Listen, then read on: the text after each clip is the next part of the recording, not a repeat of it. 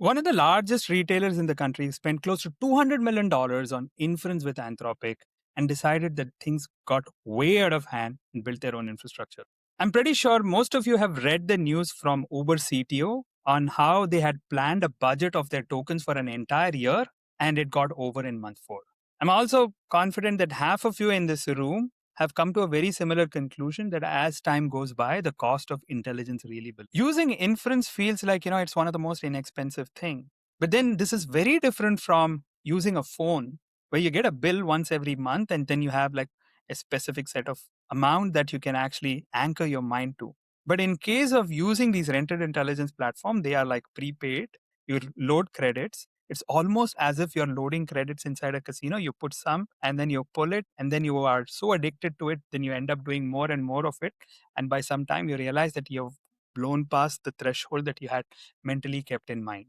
And I had this experience myself. I built an app called Ulta Suno, and I experienced the inference cost ballooning here. Suno.com, has anybody heard about Suno.com? Yeah, Suno.com is this application that allows a user to turn a text prompt into music. What I was interested in is doing the reverse, which is given a particular song, what prompt could have actually generated it? This is something that I wanted. So I built this. And I was having a lot of fun using this application, shared it with a few friends and spread wide around. And I had hundreds of thousands of users. But then the cost ballooned way more than what I had anticipated. Hundreds of thousands of dollars had to spend on inference. Now, this happens for many reasons. There are many talks that are there at AIE itself where people talk about how you need to manage your context better. And many people forget about doing compression of their input token. And when there are agent loops, then there are many of these calls that are happening which are very, very wasteful.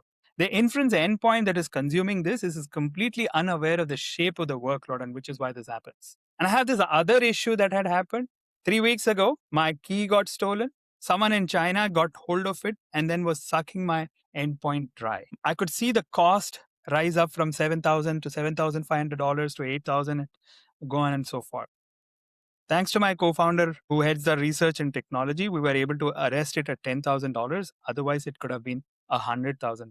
Now, many people suggest that the alternative to rented intelligence platform is to use Token Factory. Token Factory is basically saying that why are you paying money to Anthropic and OpenAI? Instead, go open source, have these open source models that are already deployed somewhere on the cloud, and then they are provisioned as tokens per second.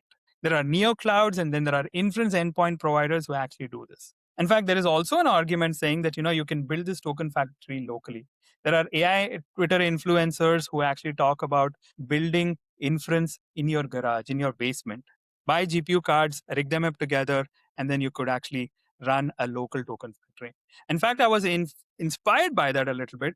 I bought my own DGX Sparks, and then I first moved Ulta Suno from Anthropic to DGX Sparks. It worked well. I ran into this one issue of memory being the bottleneck. And then it was good enough that I started building my next applications. I started having agents. I have some agents that I need for running my research lab. So these agents started shaping up inside the DGX Sparks, 2, 6, 8, 12. And it worked all right. The issue though is that, it may not be reliable for enterprise, which is what I exactly faced. 3 enterprises reached out to me to replicate the same setup for them. But for enterprises, renting and leasing don't cut it. Bill is a problem, but then there are secondary set of problems that makes it extremely ineffective approach. The enterprises that are reached out to me, one was a fund, another a hospital, and the third a tax practice. And each of them had different wall that they had hit. The fund, it was an investment fund. They were running an investment analyst on a Nemoclaw architecture, and they didn't want somebody else to dictate as to what the rate limit that they could consume. So control became a big issue for them to actually go with token factories. Hospital had a different issue.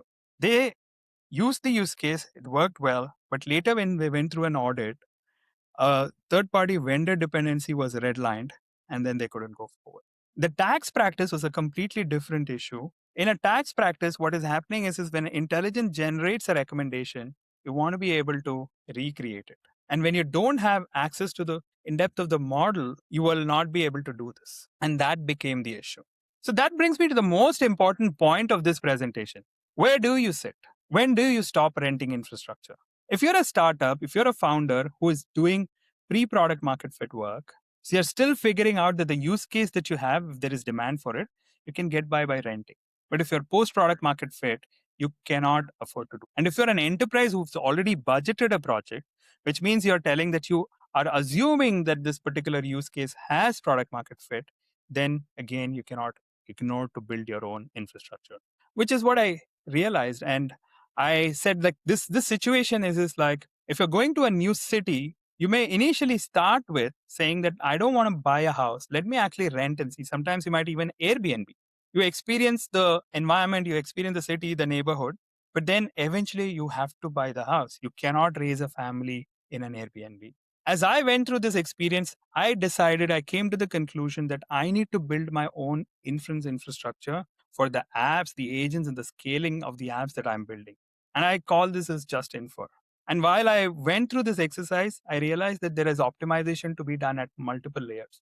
Even at the renting and the lease layer, you can do optimization around input cost to token management and then context management and so on and so forth. Some of those experiences that I've had in the last couple of months, combined it into an open source project and published it as just token max. If you have used Headroom from Netflix, then this is an alternative to it. We're benchmarked against Headroom, and on many parameters, just token max is far superior.